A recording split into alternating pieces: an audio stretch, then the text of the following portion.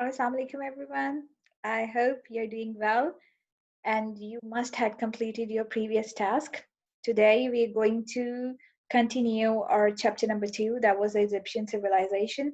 Before starting this chapter, I want to give you some word of advice that you people are staying at home and try to make this time much useful for yourself. Try to utilize it and whatever you are learning, whether it's English, Urdu, science, biology, chemistry, whatever the topic you're doing, now is the time for you to search it intensively. You have laptops, you have smartphones, and you have the resource of the book. But other than this, you can search about more. Like in Egyptian civilization, whatever I'm teaching you over here, you can search more about it. For instance, in this chapter, I'm going to teach you about Egyptians pyramids. I'm going to teach you about languages and so on. So I want you to use your time to search about it on internet, and trust me, you're going to find so much information, and you're going to utilize it in a very good way. So when you get back at the end of the day to the school, you would have something else to share other than the book. So I hope you will create this habit of research in yourself. And it's not about just researching what you are doing from your books. You can search anything that comes in your mind. Okay, don't bound your thinking. Just type whatever you want to search, obviously in the parental guidance, and explore your thoughts. So let's come to the topic, that is the Egyptian civilization. So uh, in the previous week, we have read about the introduction of the ancient civilization. We have read about the geographical and the map description. We have read about the importance of the river Nile, the one that was very important. Then we have read about the uses of the river Nile, then about the administration of the pharaohs, and then we have read about the hierarchy in the government, that first come the pharaohs, then come the vizier, and then comes the nomarchs, and then comes the other officials. And then we have read about the religion of the ancient Egyptians, that they do not follow one god. They were polytheist, so they used to worship more than 200 gods. Now the objective for this lesson is, by the end of the lesson, you'll be able to recall the previous lesson points. You'll be able to describe the language of Egyptians. Yes, we are going to read about the languages. You're going to highlight the importance of papyrus. I think we have discussed about it in the previous week, that papyrus was actually a plant, a reed-like plant that used to grow near the river Nile, and it's used for making paper. So we are going to discuss in detail today. List down the steps in the process of mummification. Now, mummification, I'm sure you're gonna like this, and I believe that you will do a self-search research about mummification when you're done from this lesson. So it's very interesting. And the next is analyze the Egyptian counting system. Now the resources that I'm going to use are the images, the YouTube videos, there are links, you may find their links in the resources. And from the textbook, we are going to do page number 7, 8, and 9. All the topics are there. Now, the topics that we are going to do today is hieroglyphics. Now, hieroglyphics is a new word for you. So it's a writing system of the Egyptians. And like Mesopotamians that were using cuneiform, similarly, Egyptians are using the hieroglyphs. And next, we're going to do the importance of the papyrus and the mummification process, then the writing and the counting system that the Egyptians used. The pyramids as one of the wonders of the ancient world. I hope you know that the pyramids are one of the 7 wonders. And next, we're going to do the Egyptians invented the decimal system of counting and used 7 different symbols. Now, let's come to the writing system. Their writing is known as hieroglyphs, and you can see over here very well that mostly they are made of the symbols. Let's identify some symbols there. I can see an eye. I can see a person standing. I can see a window. So there are many symbols. I can see the flags here as well. The ancient Egyptians used pictures, words to write, called hieroglyphs. It is very old form of writing that they started using as early as 3000 BC. Okay, so it was like 3000 BC. Hieroglyphic was a very complicated way of writing involving hundreds of symbols. Some of the symbols represented sounds like our letters, and other represented entire world. So you can see over here, that they have used pictures, they have used the symbols that are actually the pictures, and those were thousands of them. So over here we can see a board, we can see the bowls, we can see the seats. Hieroglyphs was different from how we write in many ways. It could be written in almost any direction, from left to right and from right to left, or from top to bottom. The reader would figure out which way to read it by the direction of the symbol. For instance, the um, if the beak of the bird is on the right side, it means they're supposed to read it from the right side. And if it's on the left side, you're supposed to read it from the left side. It depends upon the direction of the symbol. They did not use any kind of punctuation, no comma, no full stop, as it was a picture symbol, so they don't need to do any kind of punctuation. One of the goals in writing hieroglyphs was that the writing would look like art and be beautiful. So the main purpose was picture was that the writing looks beautiful. So the picture is the only way through which the writing could be uh, presented as well decorated. A single picture symbol could stand for a whole word called an ideogram, or a sound called phonogram. For example, a picture of an eye could mean the word eye, like a picture, or the letter I. So in ideogram, we can say the picture, while if there's an I, it can also be used as a phonogram. Then it's the letter I. Now the features of the hieroglyphs. The hieroglyphs were considered to be the language of God. This considered to be the words of the God. So they were mainly used by priests, and they used to decorate their temples with it. They were written in rows and columns. They are read from left to right or from right to left. Well, the upper symbols are read before the lower symbols. Um, Later on, from the, after hieroglyphs, because as you know that the hieroglyphs was mainly a picture language, it was very difficult for the Egyptians to continue it and to write it, because it was a very time taking. So later on they introduced another language, another script that was called Demotic Script. So you can see over here that the Demotic Script, it did not have any kind of symbols. So it was just horizontal and vertical lines. After hieroglyphs, they created a new form of writing called Demotic. That means coming from spoken language. During the 26th dynasty, it became the preferred script as at court. Demotic script was used for writing business, legal, scientific, literary, and religious documents. So over here, you can find out that this is one of the Demotic script from 26th dynasty, and it is used for writing business stuff, for legal, scientific, and religious documents.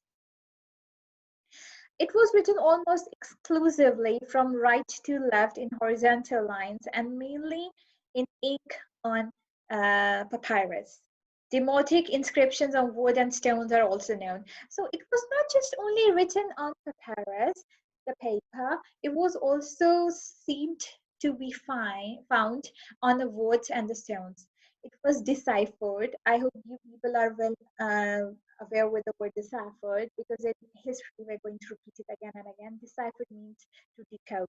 So it was decoded mainly by Thomas Yang. You can search about him. He's a very famous historian and archaeologist who attempted to decipher hieroglyphs. But as hieroglyph was mainly of the pictures, so it was very difficult to decipher it well. So he wasn't able to be successful. Now, scribes slash writers. So, since writing in hieroglyphs was so complicated, it took years of education and practice to be able to do it. The people who trained to write were called scribes. They would start training at a very young age of 6 or 7. Being a scribe was a good job in ancient Egypt. Scribes didn't have to pay taxes or enter the army. As hieroglyph was considered to be a very difficult language, as it was based on hundreds of symbols. That's why there were some few people who were trained to be scribes. Now, their training used to be started at the very early age, and when they were like 6 years old.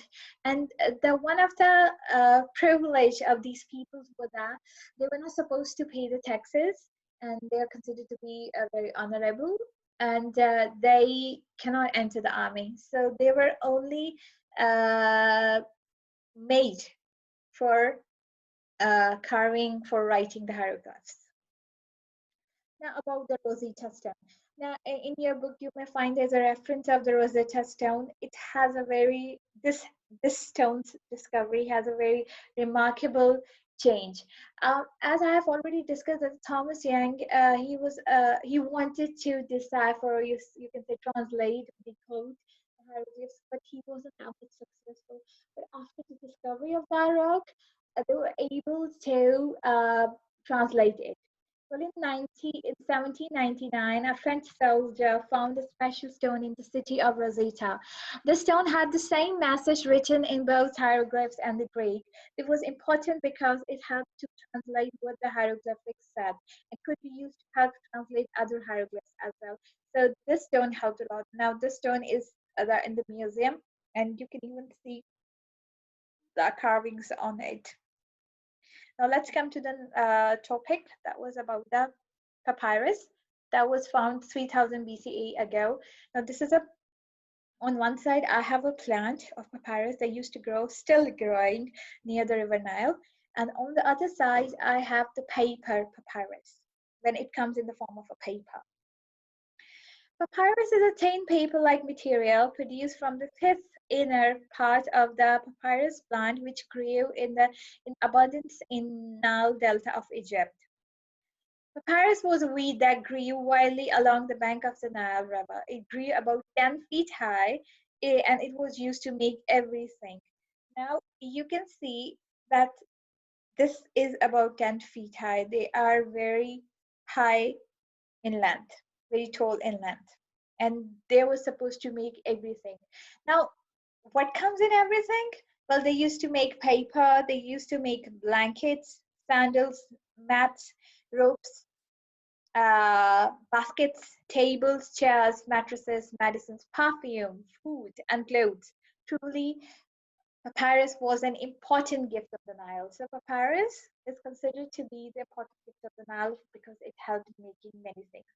But they tried to make a boat because, as you know, that they were living near the river Nile, so boat was their only source of transportation. So they tried to make boat out of the papyrus, but it wasn't that much successful because boats were actually waterlogged and they were sink because the papyrus, it used to soak a lot of water.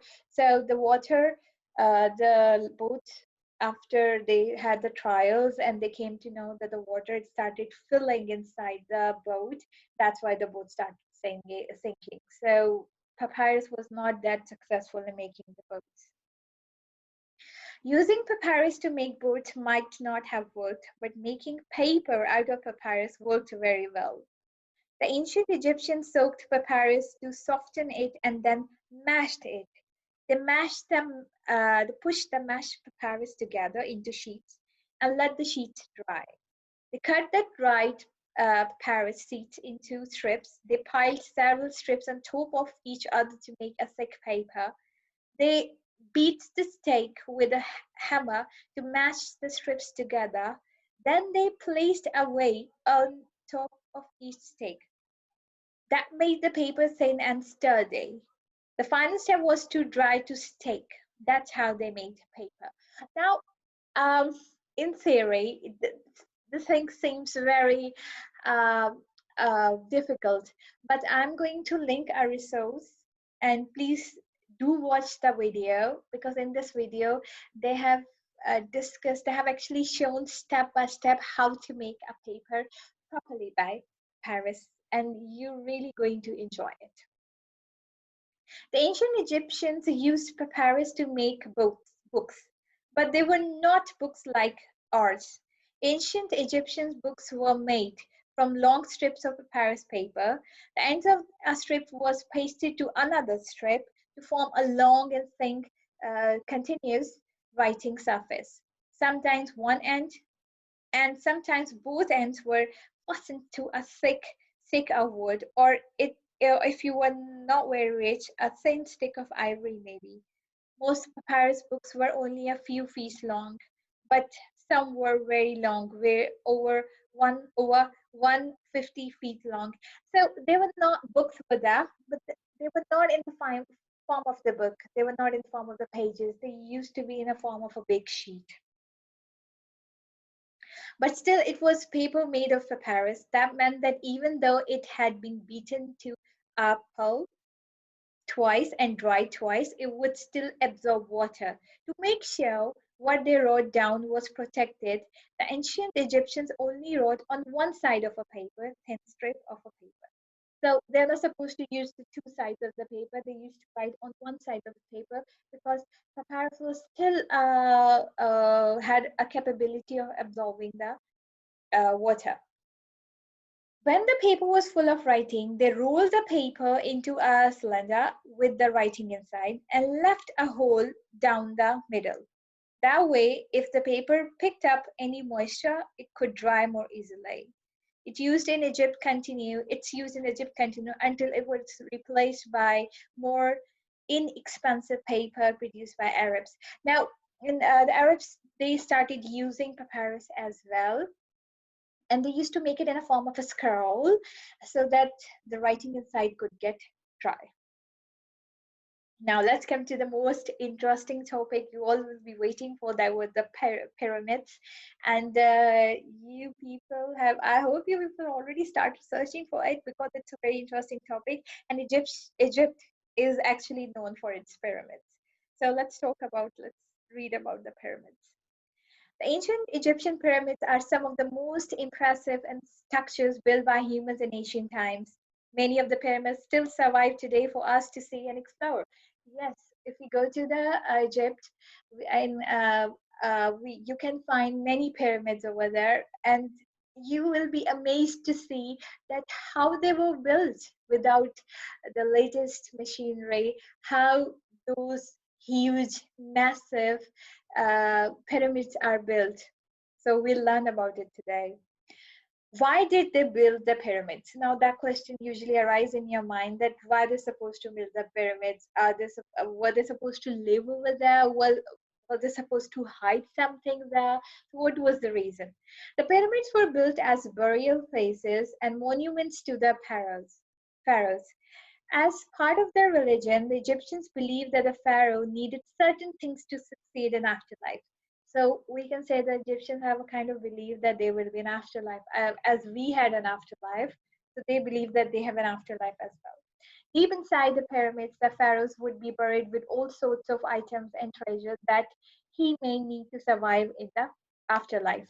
Now, they used to put the treasures there, they used to put other accessories over there because they had a belief that in afterlife they're going to use it and they're going to need it. Now, the types of pyramids.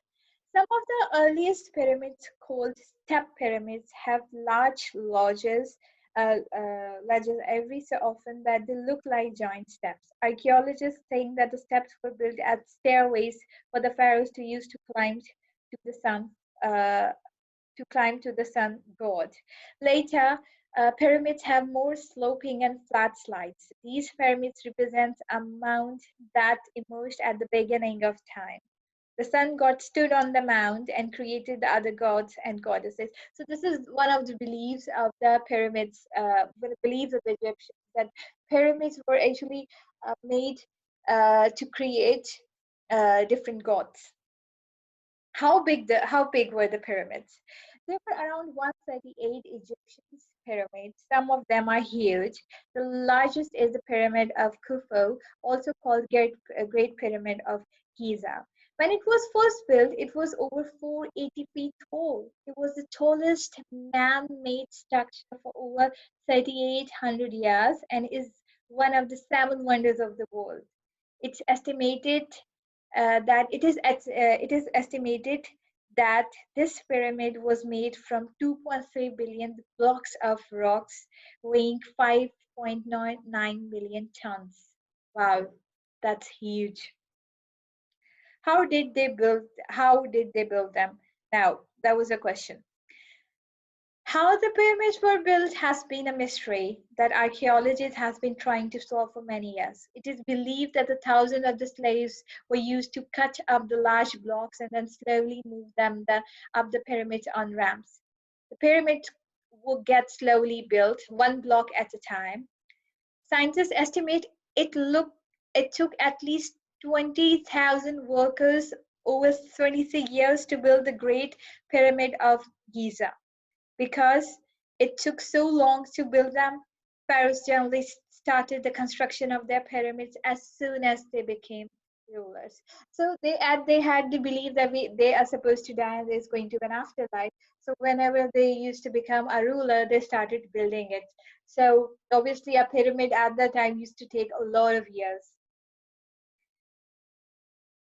Now, what's inside the pyramids? Then you can search about it on the internet, because usually the pictures that we see on internet or the picture you can see right now on your book is of the outer side. So what is usually inside the pyramid? Let's see. Deep inside the pyramid lays the pharaoh's burial chamber, which could be filled with treasure and served for the pharaohs to use in the afterlife. The walls were often covered with carvings and paintings.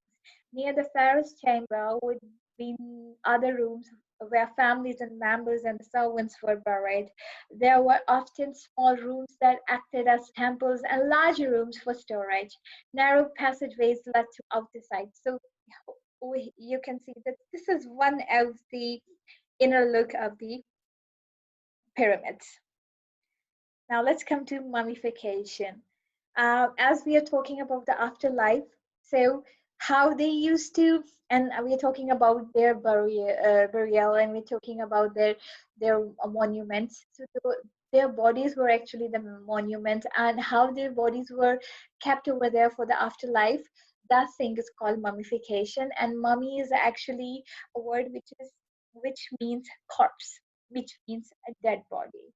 So it's not like they used to put the dead body of a pharaoh or of the Egyptian over there in the pyramid and that's it. No, there's a proper process, and this proper process is called mummification. The afterlife was an important part of ancient Egyptian culture. One of the ways they prepared for the afterlife was to try and preserve the body as long as possible. They did this through a process called embalming. Embalming. These embalmed bodies are called mummies. So embalming is actually a process of preserving a body through the chemicals, and those preserved bodies are called mummies. How did they embalm the mummies? Well, the Egyptians went through an elaborate process to preserve the body and keep it from decay. The main thing that they was try to get all the water and moisture out of the body. It is water that causes much of the decay. Now, they try to make the body dry, because if the water remains in the water in the body, it will decay. So the first process is to dry the body. The Egyptians started out by covering the body with a salty crystal substance called natron. The natron would help to dry out the body. They would also take out some of the organs. With the body covered with stuffed with natron, they would let the body dry out for around 40 days. Once it was dry, they would use lotions on the body to preserve it, reinforce the body, empty body with packing, and then cover the body in wraps of linen. They would use many layers strips of linen wrapping covering the entire body. Now, resin was used to glue the layers of the layers to wrap together. The total process could take up to 40 days. Now, I'm going to link a YouTube video in your source as well, where there's a proper process of embalming. So please do watch it, and that's how you'll come to know how they used to do it. Why did they care so much about the dead bodies? Well, in the Egyptian religion, the body was needed in order for the soul, or ba, they used to call in Egyptian language soul as ba, of a person to unite with ka, of the person in afterlife. The body was an important part of the afterlife, and they wanted to preserve it for forever. So they used to believe that after the death, the soul that is called ba, they used to go to the afterlife.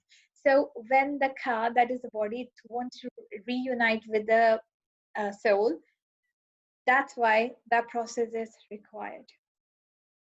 Did everyone get this fancy embalming? Only the very rich could afford the best embalming. It was important to everyone. Those say they got the best that they could pay for, and most of the that were made into mummies. It is estimated that 7 million mummies were made in Egypt over 3,000 years of the ancient civilization. So there wasn't any, uh, uh, not every person got that opportunity. It was only labeled for the rich, for the pharaohs, or the person who can afford it. Now, Khafre's pyramid and the Great Sphinx. The Khafre Pyramid is guided by the Sphinx. Sphinx are mythical creature with a lion's body and a large human head carved from a mound of a natural rock at Giza. Now, it's a pyramid, but they believe that it was actually guided by it was guided as well as guarded, those things, by a mythical creature whose half body is of a lion and half is a human head. Now, famous mummies, one of them is King Tut, and the other is Hatshepsut, and she was one of the famous female pharaohs, and she was famous because she established various building projects and trade routes. One is the mummy of Seti I, and one is a mummy of Ramesses. Now let's come to the Egyptian system of counting. Now they had a system of counting, and their Egyptian system their counting system were related to 7 symbols. Egyptians invented a decimal system of counting. They used 7 different symbols. 1 was represented by a symbol stroke. 10 was shown by drawing 1 hobble, that is a strap used to tie an animal's feet. 100 was shown by drawing 1 coil of rope. 1000 was represented by a drawing of 1 lotus plant. 10,000 was shown as 1 finger. 100,000 was represented by a drawing of 1 frog.